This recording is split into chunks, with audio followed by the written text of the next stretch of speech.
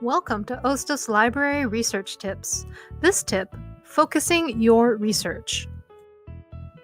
You've already got a topic for your assignment, but how should you begin? One of the most common challenges is starting with a topic that's too broad. Examples of topics that are too broad are things like pollution, or civil rights, or immigration. If I do Google search for pollution, I get over 200 million results. Even searching the Hostos Library collection comes up with too many results that are only loosely related. The reason my topics won't be well connected is because my topic was much too big, so it includes all kinds of subtopics that are very different from each other. Here are some strategies for turning your big topic into researchable questions.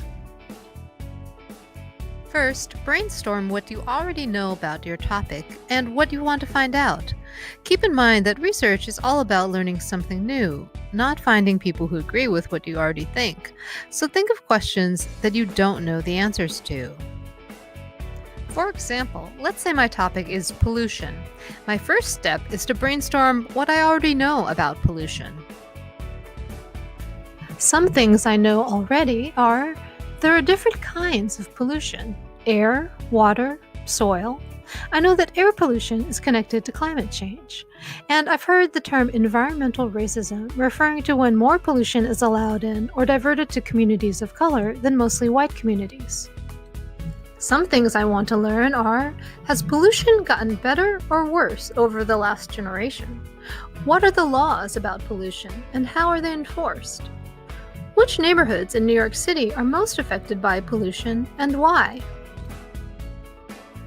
Step 3 is for me to look at what I've written down, what I know and what I want to learn, and ask myself, okay, what am I most curious about this time? Using the questions where, when, what kind, which part, why, and how can help me pick a more narrow focus for my topic. So now I'll ask those questions about my topic. Where?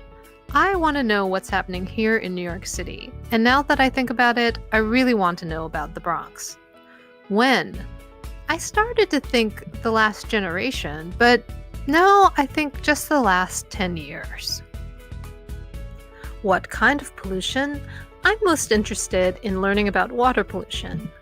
Which aspects of the problem? I'm most interested in learning more about environmental racism, what it is, and what can be done to fight it. So I've narrowed my focus by asking questions. What kind of pollution? Water. Where? Here in the Bronx. When? The last 10 years or so. And which aspects? Environmental racism, and what can be done to fight it. Now, instead of that overly broad topic, pollution, which would have made it very frustrating and difficult to start my research, I have something better.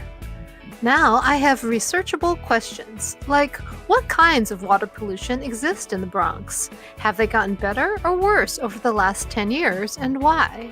And are there issues of environmental racism in the Bronx? What are they? And how have communities fought back to make things better?